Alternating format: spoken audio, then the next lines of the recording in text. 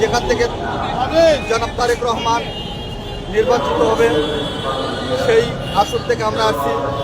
আমরা বেগম খালেদা জিয়ার ভালোবাসি, দেশনেত্রী বেগম খালেদা জিয়াকে অনেক ভালোবাসি, যার কারণে আমরা অনেক কষ্ট করে আমাদের পুত্রবধূ মারা গেছে, তার রুহের মাগফিরাতের জন্য আমরা বগুড়া থেকে আসছি। আসলে আমরা বগুড়ার লোক অনেক গর্বিত যে আমি মনে করছি বগুড়ায় বিএনপির জোয়ার, আসলে বগুড়ায় না সারা বাংলাদেশ যেভাবে বিএনপির জন্য ফাটা পড়ছে।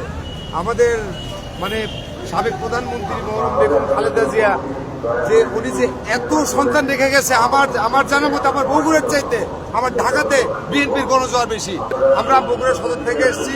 আমরা আমাদের দেশ নায়ক তারেক রহমানকে আমরা এবার সর্বোচ্চ ভোটে আমরা ওনাকে ইনশাল্লাহ পার্লামেন্ট নির্বাচিত করব। বেগম খালেদা জিয়া বাংলাদেশের এই রাজনৈতিক প্রেক্ষাপটে গণতন্ত্রের একটি আস্থার প্রতীক ছিল। সে আজকে আমাদের মাঝে নেই।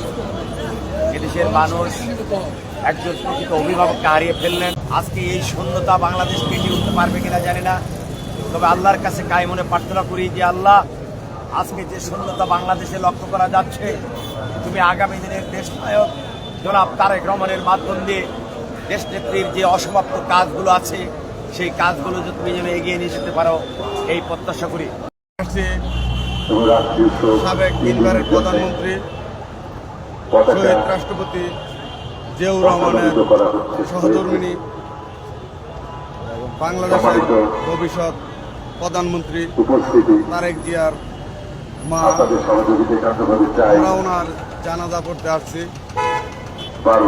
আমার দেখার মতে বাংলাদেশে এই খালেদা জিয়ার মতো দেশপ্রেমিক লোক আর একটিও আমি দেখি নাই।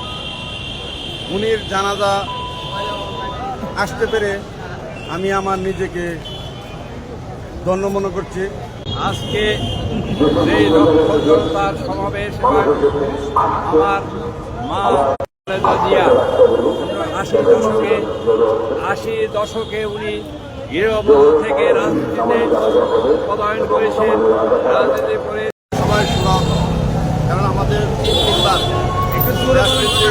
দেশনেত্রী বেগম খালেদা জিয়া এদেশের সর্বপ্রথম নারী নেতৃত্ব ছিলেন এবং তিনবার প্রধানমন্ত্রী হয়েছেন। দেশের উন্নয়ন করেছেন, দেশের মানুষের জন্য তার জীবন উৎসর্গ করে দিয়েছিলেন এবং তিনি সবসময় দেশের মানুষের জন্য সবসময় আকর্ষণ ছিলেন। কিন্তু দেশের মাটির থেকে কোনোদিন সে বিদেশে যায় নাই। জনগণকে না ছেড়ে যাবো না এবং জনগণের সাথে মিলেমিশে আমার জীবনকে কাটিয়ে দিব, আমার মৃত্যু যেন এই বাংলার মাটিতে হয়, তাই হয়েছে। সেটাই প্রমাণিত হয়েছে এবং সেটাই সত্য বাস্তবায়িত।